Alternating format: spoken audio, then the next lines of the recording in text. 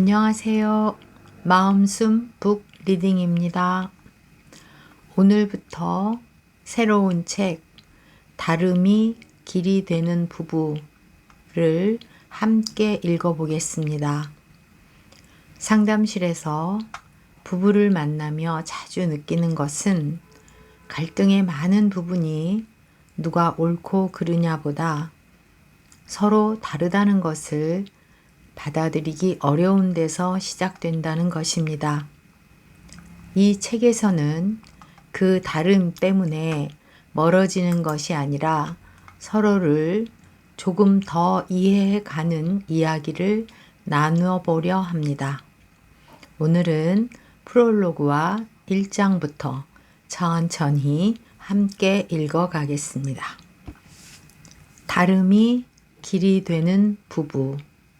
심리와 명상으로 관계를 조율하다. 프롤로그. 부부 관계는 닮기보다 다름을 견디기에서 시작된다. 조율이 필요한 관계에 명상이 건네는 지혜. 정말 사랑해서 결혼했는데 함께 사는 건 왜 이렇게 힘들까요? 상담실에서 부부 내담자들과 마주할 때 가장 자주 듣는 말입니다. 그들은 배우자를 미워하진 않지만 서로에게 지쳐 있고 서로를 몰라서 갈등과 아픔은 깊어지고 있습니다. 하지만 시간이 지날수록 우리는 깨닫게 됩니다. 함께 살아간다는 건 닮은 사람과 걷는 일이 아니라 다른 사람과 걸음을 맞춰보는 일이라는 것을요. 다름은 불편함을 낳고 그 불편함은 조율을 원합니다.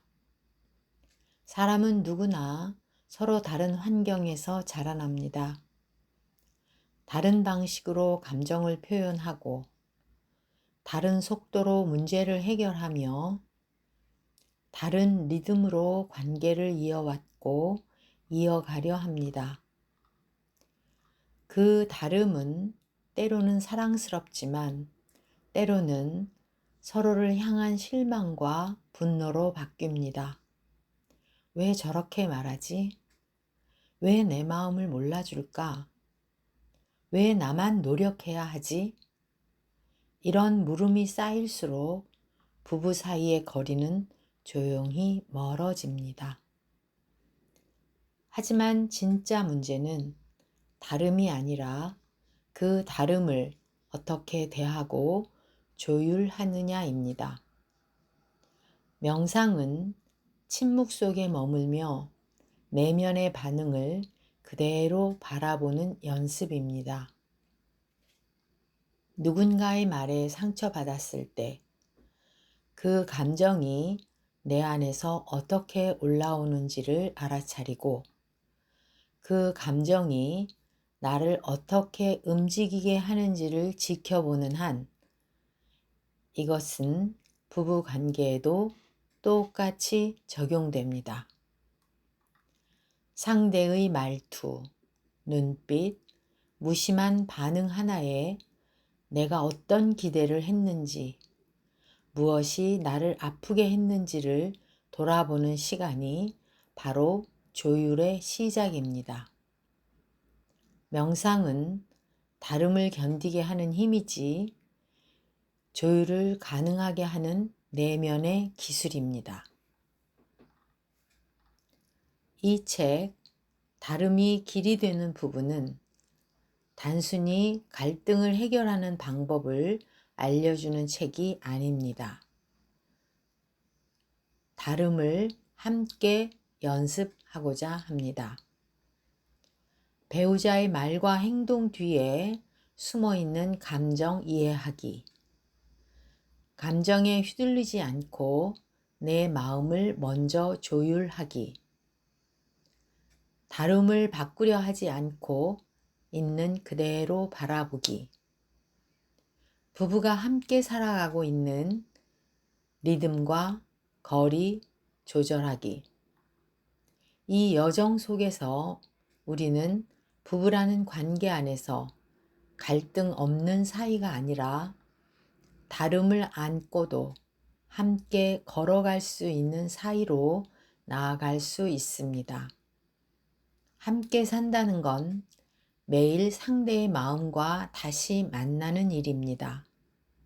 그 다름을 알아차리고 존중하고 때로는 기다려주는 일, 그 작은 연습들이 쌓여 우리는 닮지 않았지만 함께 할 수 있는 부부로 성장해 갑니다. 이 책이 그 연습의 길에 작은 숨 고르기가 되어주기를 바랍니다. 1장 다르다는 걸 이해하기까지. 1. 배우자의 말이 낯설고 멀게 느껴질 때. 그 사람 말투만 들어도 짜증이 나요. 예전엔 안 그랬는데 요즘은 같은 말도 다르게 들려요. 상담실에서 부부를 만나 상담하다 보면 이런 이야기를 자주 듣게 됩니다. 처음에는 다정했던 말투가 이제는 날카롭게 느껴지고 단순한 질문 하나에도 또 뭐라고 하려는 거야 라는 방어하는 마음이 먼저 올라오는 상황. 가까운 사람일수록 오히려 그 말이 더 멀게 느껴지는 모순된 경험이 부부 사이에 자주 일어납니다. 이런 감정은 단순히 말의 내용 때문이 아닙니다. 오히려 그동안 쌓아온 감정, 해결되지 않은 서운함, 기대했던 말이 나오지 않은 순간들의 감정이 함께 뒤섞여서 말 한마디에 실려 다가오는 것입니다. 이상하게도 똑같은 말을 친구나 동료가 했다면 웃고 넘겼을 텐데 배우자의 입에서 나오는 순간 마음이 상해버리는 이유가 여기에 있습니다. 사실 우리는 말의 의미보다 감정의 기운을 더 먼저 감지합니다. 괜찮아 라는 말조차 어떤 날은 위로처럼 들리지만 어떤 날은 무심함으로 들립니다. 겉으로는 아무렇지 않은 말 같지만 그 말이 내게 다가오는 방식은 매번 다릅니다. 사람마다 말에 담는 정서의 느낌이 다르기에 같은 단어를 쓰고 있으면서도 전혀 다른 대화를 하고 있을 수도 있습니다. 그럼에도 많은 부부는 이렇게 말합니다. 제 말은 그런 뜻이 아니었어요. 하지만 중요한 건 내 의도가 아니라 상대가 그 말을 어떻게 들었는가입니다. 결국 왜 그렇게 들었는지를 함께 이해하려는 노력이 없다면 그 말은 계속해서 오해의 상처를 반복하게 됩니다. 말은 곧 마음의 통로이기 때문에 그 말이 낯설게 느껴진다는 것은 그 사람의 마음이 멀게 느껴지고 있다는 신호일 수 있습니다. 그렇다고 해서 모든 말을 일일이 해석하고 분석하고 풀어내야 하는 건 아닙니다. 오히려 말보다 먼저 필요한 건 그 말에 반응하는 내 마음을 바라보는 연습입니다. 상대의 말에 불쾌하거나 서운했던 순간 그 감정을 곧장 반응으로 옮기기보다 지금 내 마음은 왜 이렇게 반응하고 있지? 하고 한 박자 쉬어보는 것입니다. 이것이 관계를 지키는 첫 숨고르기입니다. 명상에서 말하듯 감정이 올라오는 그 순간 판단하거나 억누르지 말고 그저 바라보는 것. 그것이 나를 지키고 상대를 이해하는 출발점이 될 수 있습니다. 우리는 종종 말을 통해 상대를 설득하려 하고 내 입장을 설명하고자 애씁니다. 하지만 때로는 설명보다 더 중요한 것이 있습니다. 바로 그 감정을 있는 그대로 인정해 주는 일입니다.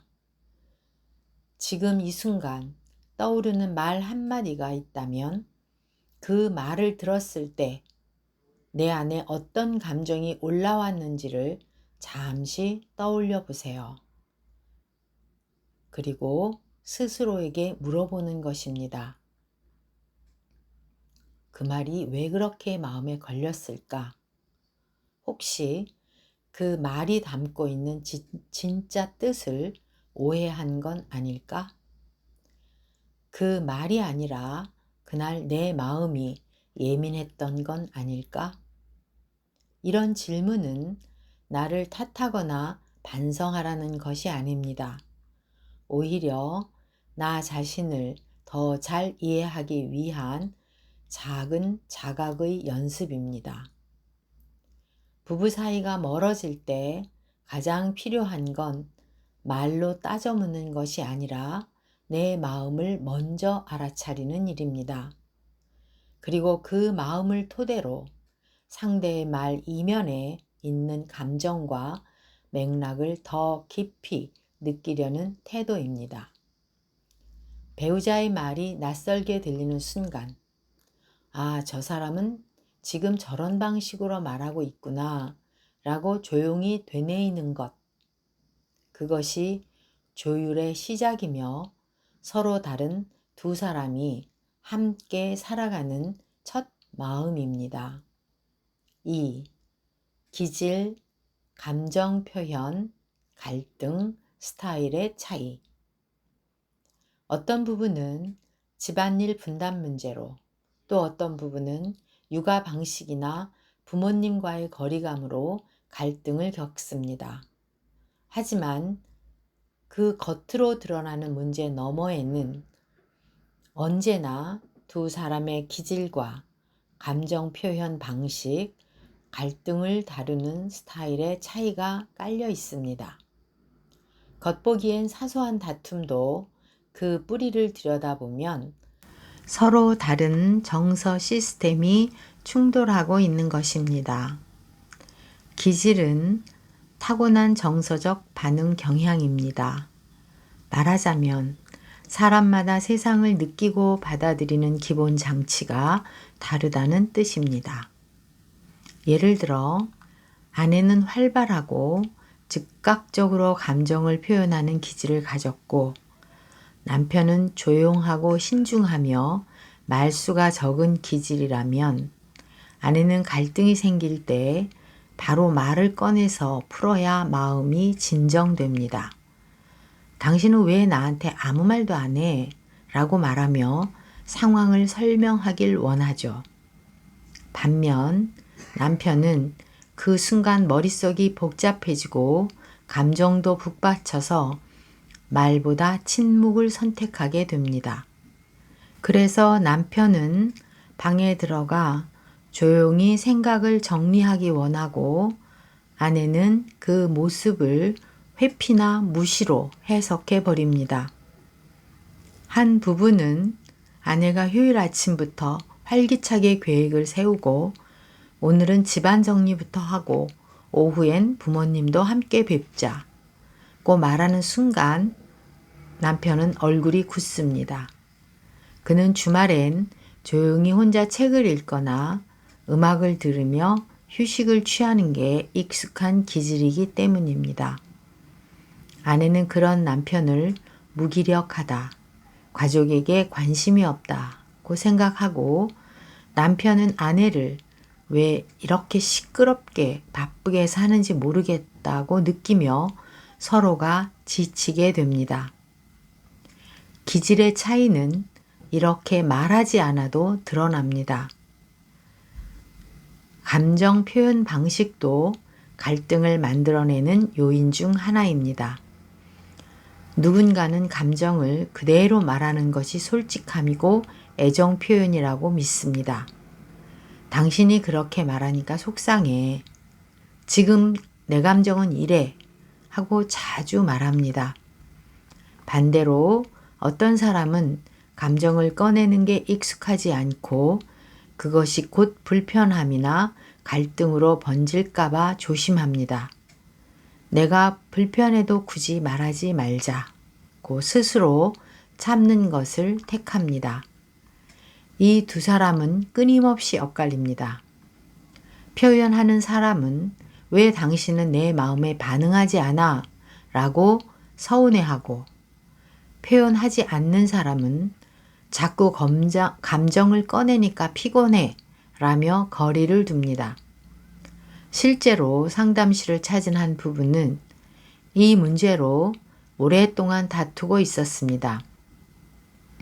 아내는 늘 대화를 시도하지만 남편은 말이 없고 그 침묵이 마치 벽처럼 느껴진다고 했습니다. 남편은 오히려 그 침묵이 상황을 더 악화시키지 않으려는 최선의 선택이었다고 설명했습니다. 그는 어린 시절 가족 안에서 감정을 드러내어 혼란을 부르는 상황을 수차례 겪었고 감정을 드러낼수록 약점이 된다는 믿음이 뿌리 깊게 자리 잡고 있었던 것입니다. 결국 두 사람은 감정 표현에 대해 전혀 다른 견해를 갖고 있었던 것입니다. 갈등을 다루는 방식 또한 마찬가지입니다. 누군가는 문제가 생겼을 때 정면으로 마주하고 대화를 통해 해결하려 하고 다른 누군가는 일단 피하고 시간을 벌어야 생각을 정리할 수 있습니다. 부부 중 한 사람이 지금 얘기하자고 했을 때 다른 한 사람이 지금은 감정이 격해서 말해봤자 소용없어 라고 물러설 수도 있습니다. 그런데 이 상황을 서로의 방식으로만 해석하면 다시 갈등이 시작됩니다. 말하자고 한 사람은 내 마음을 외면하네 라고 느끼고 물러난 사람은 왜 내 생각은 존중하지 않지? 라며 섭섭함을 느끼게 됩니다. 이런 갈등을 반복적으로 겪는 부부는 종종 자신과 상대가 문제 해결을 위한 속도와 언어가 다르다는 점을 놓치고 왜 저 사람은 늘 저런 식이지? 라는 오해 속에 갇히게 됩니다. 하지만 사실 그들은 각자의 방식으로 관계를 유지하려 애쓰고 있었을지도 모릅니다. 단지 그것이 서로에게 이해되지 않았을 뿐입니다. 기질, 감정 표현, 갈등 대처 방식은 모두 사람이 살아오며 형성된 깊은 심리적 구조입니다. 쉽게 바뀌지 않을 뿐더러 옳고 그름의 문제도 아닙니다. 그것은 그냥 그 사람의 방식입니다. 부부가 함께 산다는 것은 이 서로 다른 심리적 구조를 억지로 맞추려는 것이 아니라 다름을 이해하고 그 틈 사이를 조율해 가는 일입니다. 이 조율은 때때로 말보다 침묵이 필요하고 즉각적인 해결보다는 기다림이 필요하며 바꾸기보다 받아들이는 마음이 필요합니다. 이제부터는 왜 저럴까 보다는 그럴 수도 있지 라고 생각해 보는 연습이 필요합니다. 이 작은 시선의 전환이 부부 관계의 갈등을 해결하는 첫걸음이 되고 나아가 서로를 더 깊이 이해하는 문이 되어줄 것입니다. 3. 왜 저럴까가 아니라 그럴 수도 있지. 부부 사이의 갈등은 대개 아주 사소한 말이나 행동에서 시작됩니다. 그 말 한마디, 그 표정 하나, 그 무심한 시선이 내 감정을 건드리고 그 순간 우리는 속으로 이렇게 묻습니다. 도대체 왜 저래? 하지만 이 짧은 질문 안에는 많은 전제가 숨어 있습니다. 저건 말이 안 돼. 저건 잘못된 거야. 저 사람은 나를 생각하지 않아. 이런 생각이 무의식처럼 따라붙기 때문에 우리는 곧장 반응하게 되고 갈등은 다시 반복됩니다. 왜 저럴까는 문제를 해결하는 질문이 아닙니다. 그보다는 상대를 판단하고 내 기준에 끼워 맞추려는 질문에 가깝습니다. 그 순간부터 우리는 상대를 있는 그대로 보지 못합니다. 상대가 그렇게 행동하게 된 맥락이나 배경은 보지 못하고 그저 내가 받아들인 방식만을 기준 삼아 관계를 해석하게 됩니다. 이런 왜곡된 해석은 부부 사이를 점점 더 멀어지게 만듭니다. 반대로 그럴 수도 있지 라는 말은 관계에 숨을 틔워주는 문장입니다. 이 말은 동의도, 찬성도 아닙니다. 그저 잠시 멈춰서 판단을 유보하고 이해할 여지를 남겨주는 태도입니다. 내가 낯설게 느낀 그 사람의 말과 행동에 그럴 수도 있지 하고 말하는 순간 우리의 시선은 조금 더 부드러워지고 감정의 온도는 내려갑니다. 이것이 조율의 시작입니다. 예를 들어 퇴근 후 집에 돌아온 남편이 거실 소파에 털썩 앉아 스마트폰만 만지작거리며 한마디 말도 하지 않는다고 해봅시다. 아내는 그 모습에 서운함이 올라옵니다. 왜 저 사람은 집에 와서 나한테 아무 말도 안 하지? 무슨 일이 있었으면 얘기를 해야지. 나는 뭐야? 하지만 그럴 수도 있지 라고 한 번만 되뇌어 본다면 어떨까요? 오늘 많이 피곤했던 걸 수도 있지. 일에서 스트레스를 받아 말할 힘조차 없을 수도 있지. 이렇게 마음을 한번 접어두면 그 다음의 말과 행동이 훨씬 달라집니다. 또 어떤 경우에는 아내가 감정을 터뜨리듯 말할 때 남편은 왜 이렇게 과민하게 반응해? 라고 느끼며 입을 다뭅니다. 그러나 그녀에게는 이유가 있을 수 있습니다. 하루 종일 아이를 돌보며 감정적으로 소진되었거나 마음속에 쌓여있던 작은 서운함이 쏟아진 것일 수도 있습니다. 그럴 수도 있지. 이 한 문장이 상대를 이해하게 하고 나의 감정 반응도 조절할 수 있게 도와줍니다. 또 다른 부부는 자녀 교육 방식을 두고 자주 충돌했습니다. 아내는 아이에게 꾸준히 관심을 갖고 정서적으로 따뜻하게 대해주는 것이 중요하다고 생각했고 남편은 적당한 거리와 원칙 있는 훈육이 필요하다고 믿었습니다. 아내는 남편이 아이에게 단호하게 말하는 것을 볼 때마다 불안함을 느꼈고 남편은 아내가 자꾸 아이를 감싸는 것을 볼 때마다 책임을 회피하는 것처럼 여겼습니다. 서로의 방식이 틀렸다고 여기면서 부부 사이의 신뢰에도 금이 가기 시작했습니다. 상담에서는 먼저 두 사람의 양육 가치관 뒤에 숨어있는 정서적 맥락을 살펴보았습니다. 아내는 어린 시절 감정 표현이 억제된 가정에서 자라며 부모의 무관심에 상처를 받아왔고 남편은 오히려 감정이 자주 폭발하는 가정에서 자라며 혼란스러움을 겪었습니다. 그들의 양육 태도는 각자의 상처를 기반으로 형성된 나름의 보호 전략이었던 셈입니다. 이 사실을 서로 인식하게 된 후 두 사람은 상대의 방식을 완전히 바꾸려 하지 않고 중간 지점을 찾기 위한 대화를 시도하게 되었습니다.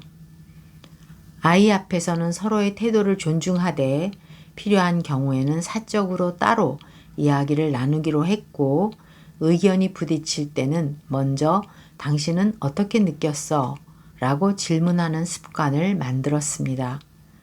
그 이후 이 부부는 서로를 바꾸려는 대상이 아니라 이해하고 싶은 존재로 받아들이게 되었고, 아이에게도 좀 더 안정적인 부모의 모습을 보여줄 수 있게 되었습니다.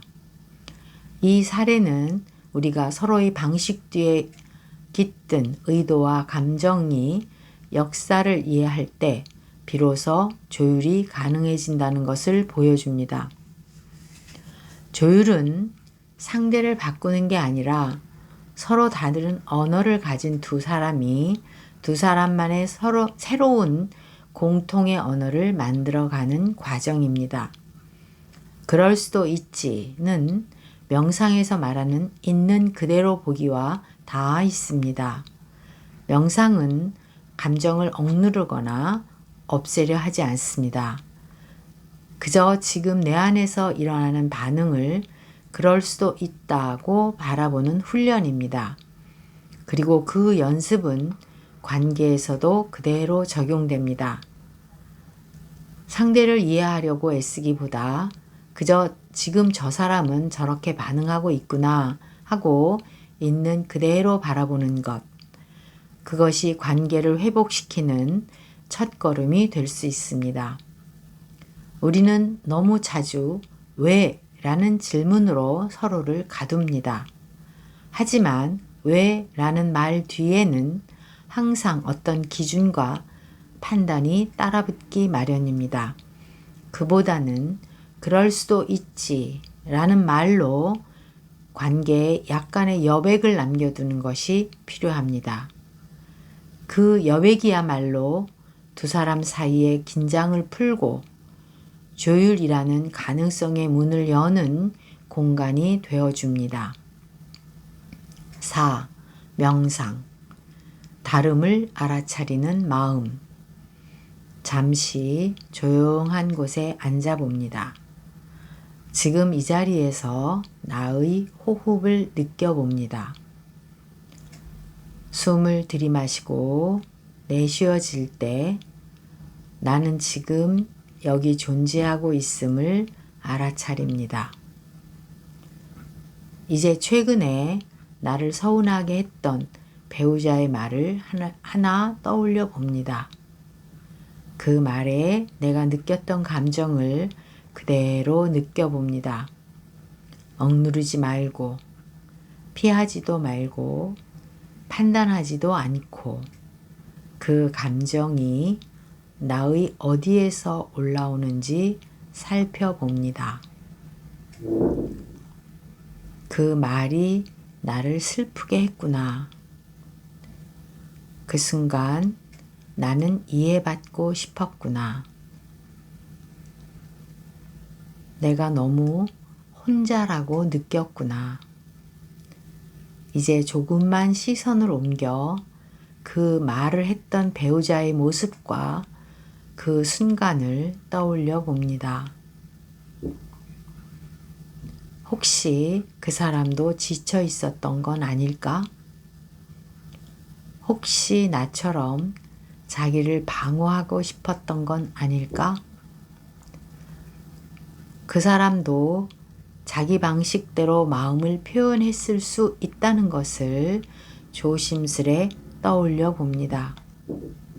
왜 저래? 라는 말 대신 그럴 수도 있지 라는 말이 내 안에서 조용히 흘러나옵니다. 이제 다시 한번 조용히 숨을 들이마셔 봅니다. 그리고 내쉬며 이렇게 마음속으로 말해 봅니다. 나는 지금 이 사람과 함께 살아가고 있다. 다름을 알아차리는 이 순간이 우리를 이어주는 귀한 걸음이다. 그 말이 내 안에 남아있도록 잠시 더 조용히 앉아 있어 봅니다. 오늘은 여기까지 함께 했습니다. 함께 산다는 것은 나와 같은 사람을 만드는 일이 아니라 서로 다른 두 사람이 조금씩 서로를 알아가는 일인지도 모릅니다. 오늘 읽은 이 이야기가 내 곁의 사람을 다시 한번 바라보는 작은 계기가 되었으면 좋겠습니다. 다음 시간에도 다름이 길이 되는 부부의 이야기를 이어가겠습니다. 마음숨 북 리딩이었습니다.